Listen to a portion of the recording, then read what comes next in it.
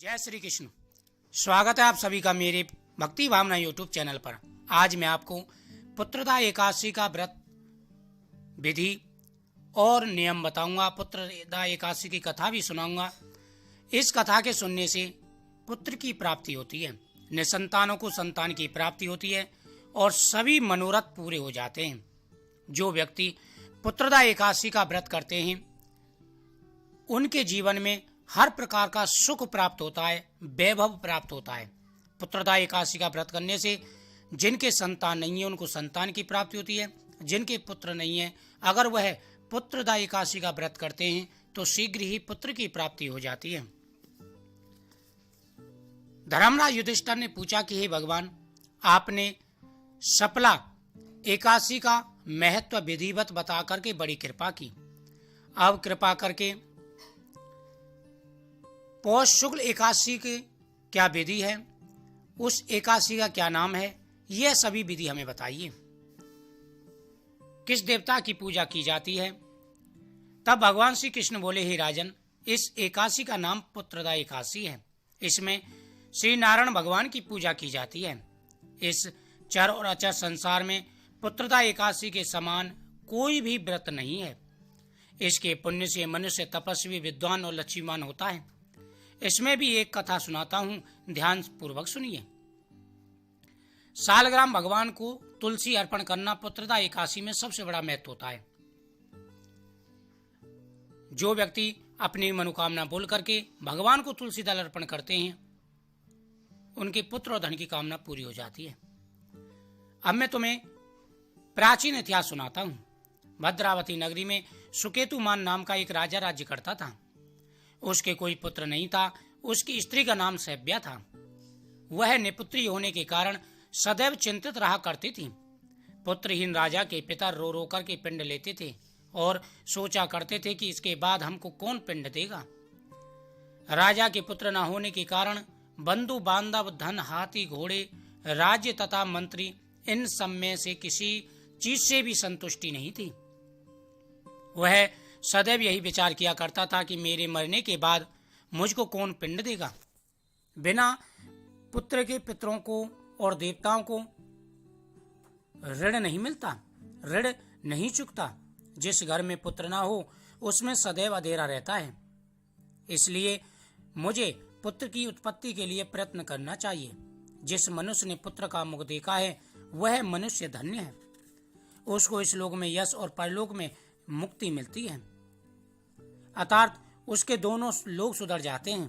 पूर्व जन्म के कर्म से ही इस जन्म में पुत्र, धन आदि प्राप्त होते हैं। राजा इसी प्रकार रात दिन चिंता में लगा रहता था। एक समय राजा ने अपने शरीर को त्याग देने का विचार किया, परंतु आत्मघात को महान पाप समझकर उसने ऐसा नहीं किया। एक दिन राजा ऐसा विचार कर रहे थे और वह अपने घोड़े पर चढ़कर के वन को चल दिया। पक्षी व वृक्षों को देखने लगा और वन में मृग, व्याघ, सुगर, सिंह, बंदर, सर्प आदि सब भ्रमण कर रहे थे। हाथी अपने बच्चे और हथनियों के बीच में झूम रहे थे।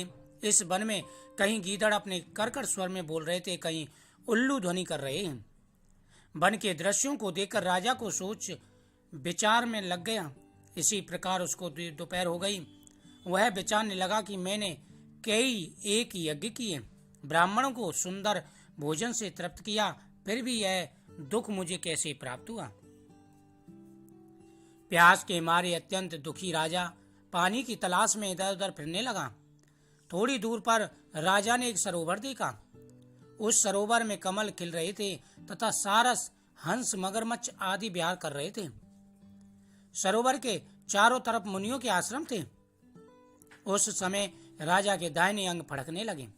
राजा शुभ शकुन समझकर घोड़े से उतर के मुनियों को दंडवत करके उनके सामने बैठ गया।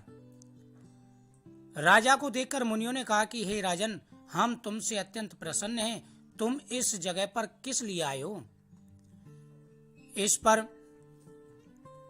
पर राजा ने उनसे पूछा कि हे मुनीश्वर, आप कौन हैं और किस लिए आए हैं, मुझसे कहिए।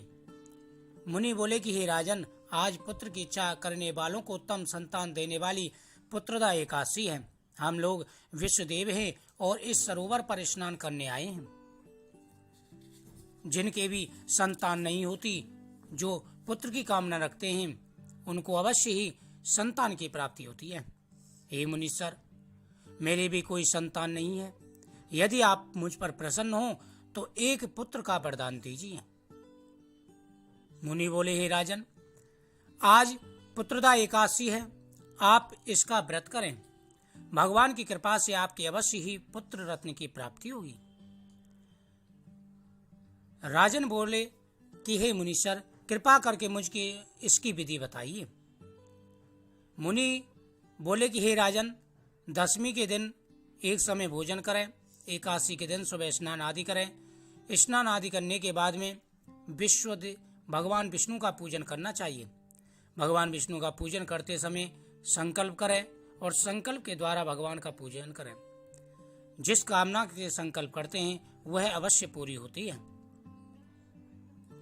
मुनि के वचनों के अनुसार राजा ने उस दिन एकादशी का व्रत और द्वादशी को उसने पारायण किया। जिस प्रकार से मुनियों ने उनको विधि बताई थी, राजा ने उसी प्रकार से एकादशी को व्रत किया। द्वादशी को उसने पारायण किया। मुनि को प्रणाम करके अपने महल को वापस चला आया।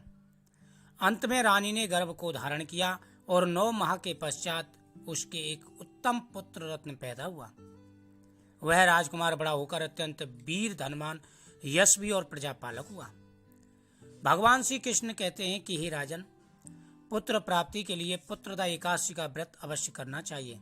जो मनुष्य इसका श्रवण पठन करते हैं, इस कथा का श्रवण करते हैं और दूसरों को भी ये कथा सुनाते हैं, उनके पुत्र की कामना पूरी हो जाती है।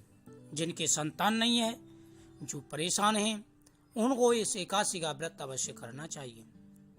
एकादशी के दिन भगवान विष्णु की पूजा, गौ माता की पूजा, तुलसी पूजन, इनका बड़ा महत्व है। एकादशी के दिन जो भगवान शिव की पूजा करते हैं, भगवान विष्णु की पूजा करते हैं, उनकी प्रत्येक मनोकामना पूरी हो जाती है।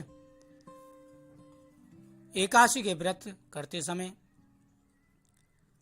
पूरे स्वच्छ और नियमों का पालन करें, स्वच्छता रखें, भगवान की पूजा करें, झूठ ना बोलें, लड़ाई झगड़ा ना करें, दिन भर भगवान के नामों का जाप करते रहें। अवश्य ही पुत्र की कामना पूरी होगी। तो यह पुत्रदा एकादशी का बड़ा महत्व होता है। नियम पूर्वक इसका व्रत करें। प्रत्येक मनोकामना भगवान विष्णु की कृपा से आपकी पूरी होगी। ओम नमो भगवते वासुदेवाय नमः। इस मंत्र का